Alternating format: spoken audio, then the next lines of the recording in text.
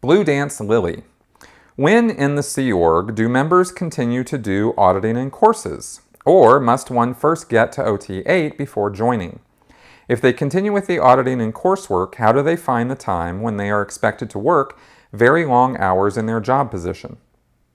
A person can join the Sea organization at any point. They don't have to be OT 8, and hardly any OT 8s actually do join the Sea Org because they're so in debt that they're never going to get out of debt in order to join the Sea Org, because you can't go into the Sea Org if you have heavy personal debt or credit card debts or mortgages or a home or things like this that you have to make payments on.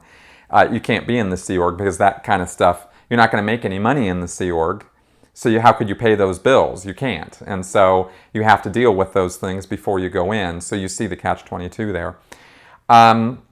So there's no requirement on how much Scientology you've done before you can join the Sea organization particularly. They frown on and don't go after people who have no Scientology experience because that just wouldn't make any sense.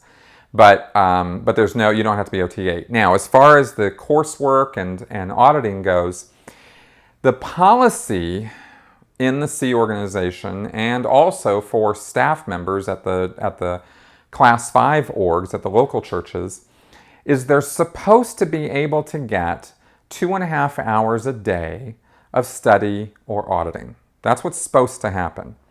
And if they do a full day of work, then that's, and this has been translated to not 7 days a week, but 5 days a week. So this has been translated to 12.5 hours of what's called study time, whether you're doing that in the classroom or whether you're doing that in auditing. That's your study time. And Sea Org members are expected to do their 12.5 hours unless there's a special event, they're in ethics trouble, they are, busted for some reason, which happens a lot.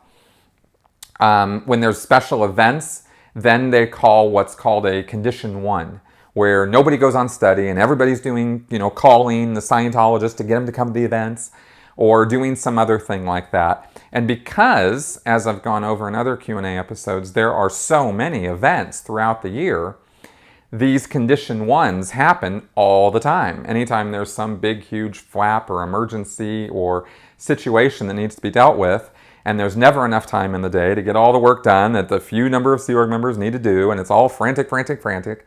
So study time gets pushed. It's always the first thing to go. It's always the first part of the schedule. No study, right? Individual Sea Org members also might have a hard time going to study because when you go to study, whether it's in the classroom or whether it's in auditing, you are supposed to be well rested. And unfortunately, a lot of Sea Org members have a very hard time being well rested because they are kept up until all hours of the night doing whatever emergency handling they're supposed to be doing, or handling their ethics or discipline or whatever frantic nonsense is going on. And so they'll get 5-6 hours sleep a night, and that's fairly routine, right? There are times when things are a little chill, everybody's getting sleep, these things tend to go in fits and starts. I mean, in the 17 years that I was in the Sea Org, it wasn't like there was no time ever where I got 8 hours of sleep. The executives and the people in charge actually want people to get sleep and get fed and go to study and things like that, right? They're not all crazy. So they'd like things to go in a normal, pace, but then orders come down from on high. And it's, we got to get these quotas met. We have to make $1 million this week. Or, we have to get 10,000 people to go to this event and you've only got 3 weeks. And so everybody's on the phones. And this kind of thing is what happens. And when those orders come down or those quotas come down from command, well, there goes the study time again. And everybody just rolls their eyes and goes, damn it, because Sea Org members want to go up the bridge. They want to do Scientology, but the lifestyle and the franticness prevents them from doing so. And so there's these fits and starts, and it goes in waves, and that's kind of the life of a Sea Org member trying to move up the bridge. Oh, and one last thing on this is when you go into the Sea Org, the first thing you have to do is get educated and trained on being a Sea Org member. And that's not just that EPF, that Estates Project Force, which is the boot camp of the Sea Org.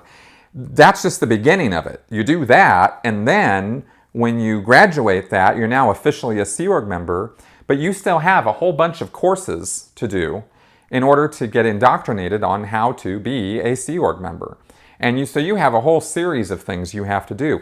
And then, depending on the job you get, you have to get educated on that job. And there's usually a pack of issues this thick that you have to read and study and do a bunch of drills and various things in the classroom in order to know how to do your job.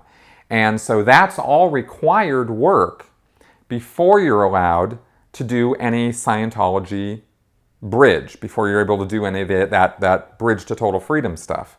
So there's a very long runway just to get to doing regular Scientology courses and auditing that the public get. So that also gets in the way. And I've seen Sea Org members spend years, literally years, on those courses that I was just talking about before they can ever get to, the good stuff. So there you go.